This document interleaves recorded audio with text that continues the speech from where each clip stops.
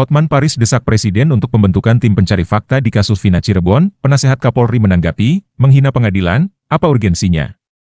Sebaiknya penyidikannya sementara ditunda dulu agar Pak Jokowi membentuk tim pencari fakta yang netral, terutama dari para ahli hukum pidana dari universitas untuk menyelidiki fakta sebenarnya, dan setelah terkumpul nanti baru diserahkan kepada penyidik untuk dilanjutkan ke kejaksaan dan persidangan.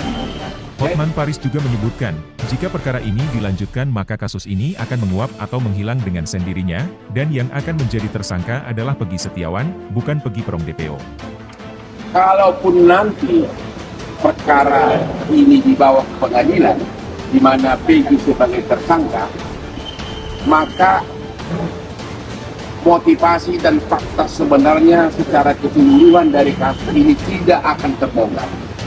Tidak akan terbongkar. Karena sekarang ini kan targetnya hanya satu, Peggy. Ya. Sementara misteri kenapa kejadian ini dan kenapa berita acara semua saling bertentangan tidak terbongkar. Apa yang terjadi tidak terbongkar. Ya.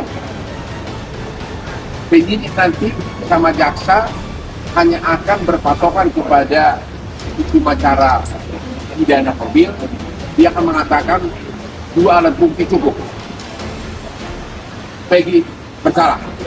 Dia akan mengatakan begitu. Akhirnya kasus ini akan menguap dengan sendirinya, akan berakhir di situ. Sementara yang apakah benar fiktif atau tidak akan lagi ditindaklanjuti. Hotman Paris juga menekankan supaya hati-hati dalam mengambil keputusan. Kami tidak menyatakan kasus ini dihentikan. Justru kami ingin kasus ini terbongkar secara keseluruhan.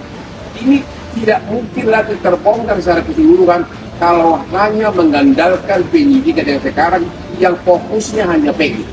Karena proses penyidikan sekarang hanya terhadap Peggy. Ya, itu tidak mungkin lagi terbongkar apa kejadian tahun 2016. Kenapa BAP-nya begitu lengkap di 2016 dan sekarang tiba-tiba BAP 2016 dirontokkan di penyidikan sekarang? Ya, jadi sekali lagi tidak mungkin lagi kasusnya terbongkar, tidak mungkin lagi rasa keadilan masyarakat dipenuhi hanya dengan penyidikan terhadap Peggy. Ada kemungkinan pengadilan menyatakan Peggy tidak bersalah. Karena apa? 5 terpidana dalam BAP menyatakan Peggy tidak bersalah di BAP tahun 2024. 1 terpidana menyatakan Peggy berlaku. 5 lawan 1 mana yang berlaku?